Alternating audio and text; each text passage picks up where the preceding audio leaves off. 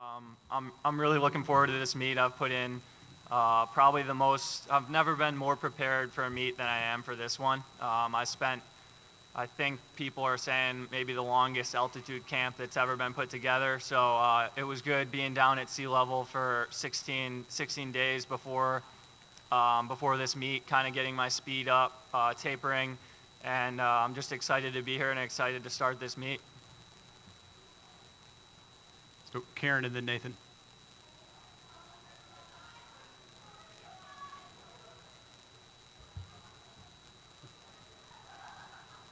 Conor, can you describe what the emotions are like going into this trials versus 2012, where I don't know if you thought you could make it or not, in 2008, where you were just here for the ride?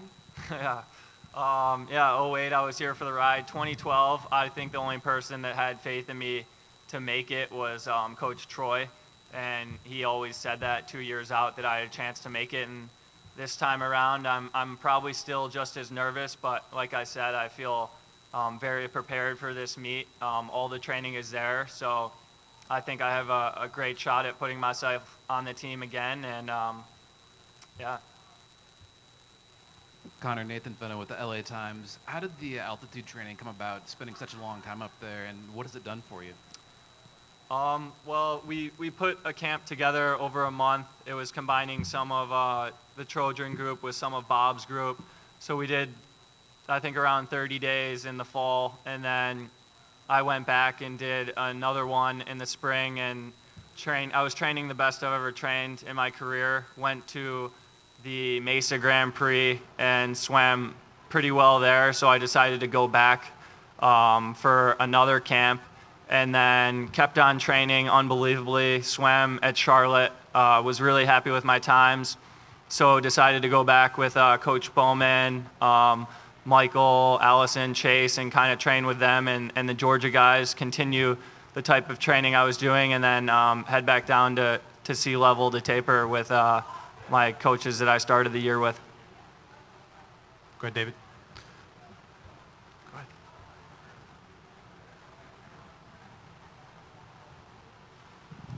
Conor, the 800 free relay last year at Worlds, obviously you guys didn't win that relay for the first time in a while. Has that been sort of a little bit extra motivation for you and also all the 200 freestylers this year? Yeah, absolutely. I think 4x1 and 4x2. We weren't very happy with how it went in Russia, and we're looking for some redemption and kind of make a statement that we are the best relays and the best four group of guys in the world. Karen and then Phil. Conor, the Santa Clara meet seemed like it was a mini Olympics. There was such great racing that weekend. What did you learn about yourself that maybe you didn't know going into this summer?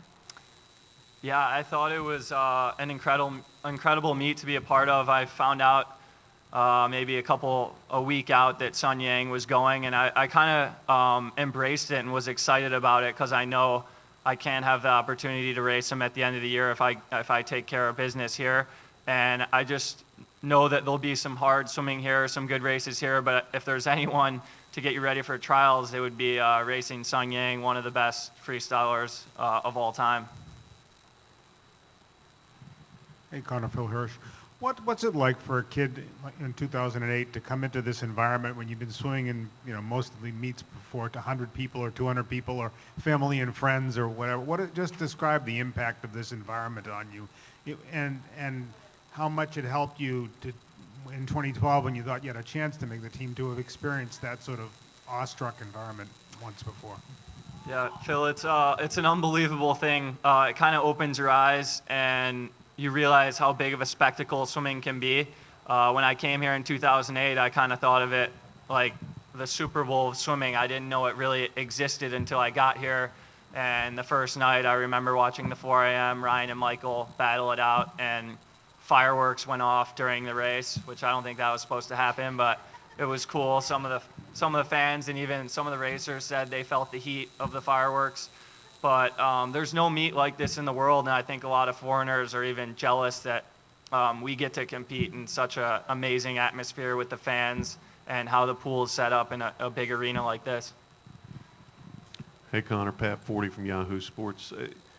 Do you know how many days altogether you spent in Colorado Springs going back to the fall? And if you stayed at the training center the whole time, did you go crazy? I didn't go crazy. I had a buddy who the last 60 or so days, so I put together around 80 to 100 all year, but I had a buddy who wasn't using his house in Colorado Springs, so I got to stay off campus, which was nice to kind of drive in and out of practice and have a little bit of freedom. Dan and then David. Conor, can you talk about kind of retrace your reasons for your change to Trojan Swim Club and what it's been like for you to come out to train in LA and maybe how that's impacted your swimming and also maybe your life, how you like California? Yeah, I love California. There's no place like it in the world. Chicago will always be home to me, where I grew up, and I still love going back to Chicago, hanging with my friends and family, supporting Chicago sports. But living in Los Angeles has been a dream come true.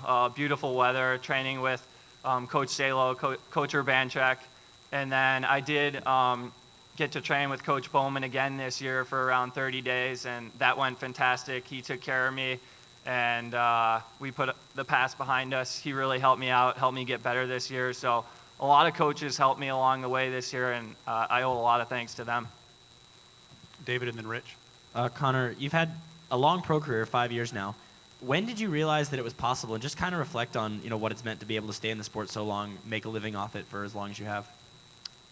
Yeah, that's a great question. I don't think I knew it was possible until after London, until that tour kind of started and I got sponsorship opportunities and appearance opportunities. So after London is kind of when I realized the dream could come true and I could keep swimming till now, making a living, having fun and traveling, doing the sport I love. Oh yeah, I've enjoyed the ride tremendously. Conor, Rich Kaipas, Omaha World Herald. Kind of a team question, I guess. For younger guys, the influence of Michael and Ryan as you came in, what maybe trickle down has that had for some of you guys over the years, and what have you guys maybe taken away from being around them all this time? Just how they carry themselves in training and then how they just dominate big meets. I think they've been amazing leaders, at least for the first Olympics I was on teaching us that even though it's the biggest stage of your career, to treat it like any other swim meet, that there's a reason you get on this team. And it's just been, you couldn't ask for two better leaders to teach you how to carry yourself in competition and out of competition. Okay, time for a couple more. Wayne. Wayne Drace from ESPN. Conor, I'm curious, growing up as friends with Michael Jordan's kids, did that have any influence on you in terms of learning what it would meant to be a professional athlete, being in that house or around Michael or anything like that as a professional athlete? No, I was like 15, 16, just doing every sport I could try out for. So it was really cool getting to have sleepovers with Marcus and Jeffrey at the house and playing basketball, playing baseball, golf, up all night, playing those sports, just having a good time. And I was just all around an avid Chicago sports fan. So I love doing all sports. I knew I wanted to push myself in something, but it was right around that time that I found swimming, and those guys had basketball and baseball doing their thing. So I was always, I guess, kind of finding myself in swimming and wanted to push it as far as I could.